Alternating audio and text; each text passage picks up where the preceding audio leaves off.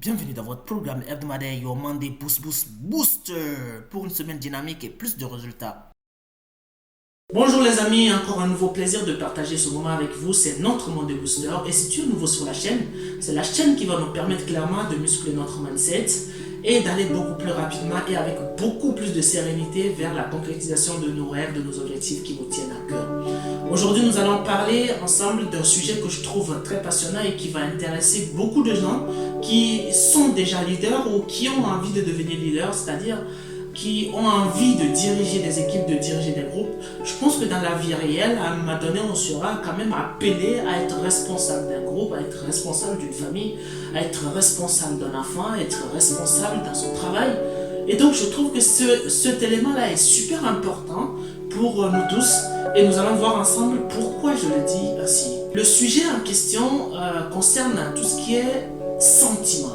Vous savez, afin de diriger une équipe ou afin de diriger un groupe, vous avez l'obligation de mettre de côté tout ce qui est sentiment. Je ne dis pas d'être dépourvu de tout sentiment, ce qui n'existe pas dans la réalité. Mais il faut savoir à quel moment les sentiments doivent prendre le dessus sur vous et dans vos décisions. Je vais prendre un exemple avant de commencer. Vous savez, quand on est un responsable d'une famille, un père de famille, il arrive parfois qu'un père de famille punit sévèrement ses propres enfants, mais il les aime quand même.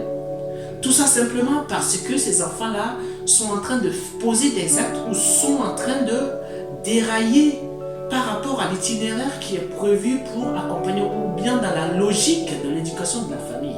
C'est pour cette raison-là, pour recadrer ces personnes, quelquefois les parents sont obligés d'aller jusqu'à la punition pour leur rappeler que ce qu'ils sont en train de faire ne va pas dans l'intérêt de la famille, ne va pas dans l'intérêt de l'éducation qui est prévue pour eux.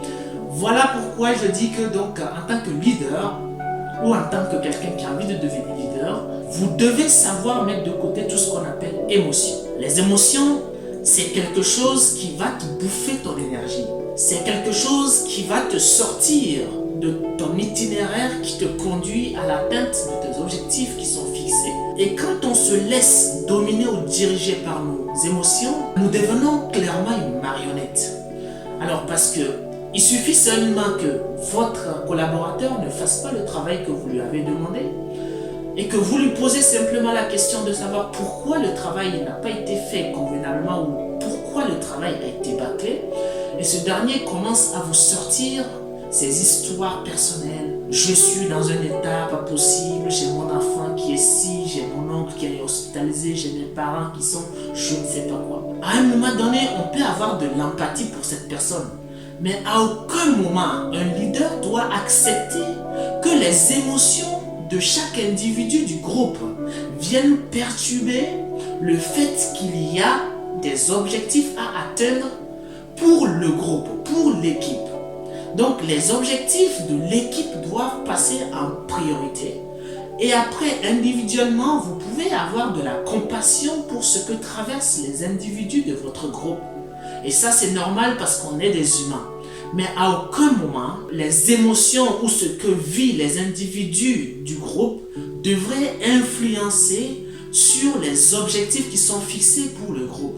Et c'est à ce moment-là, quand un leader ou quand quelqu'un arrive à utiliser cette méthode pour faire avancer l'équipe, pour faire avancer la famille, pour faire avancer l'entreprise, à ce moment-là, il peut se considérer comme un leader qui a su savoir à quel moment on peut avoir de l'empathie pour les gens et à quel moment on peut dire je sais que tu es dans des problèmes, mais ça n'empêche pas que tu fasses les choses convenablement, parce que au-delà de te punir soi, tu punis l'équipe et tu handicapes l'équipe.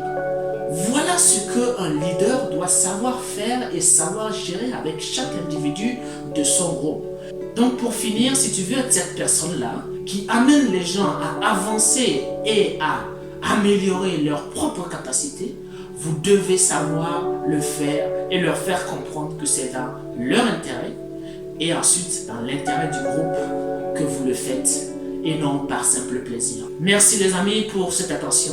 Je vous souhaite une agréable semaine et si tu es nouveau sur la chaîne, n'hésite pas, comme d'habitude, abonne-toi, clique sur la cloche de notification et laisse-moi un truc comme ça, un pouce bleu. Et on se dit à très bientôt pour une nouvelle vidéo tous les lundis matins afin de nous booster et nous apprendre plein d'autres choses. Et à très bientôt pour cette nouvelle vidéo tous les lundis matins. Merci à toi.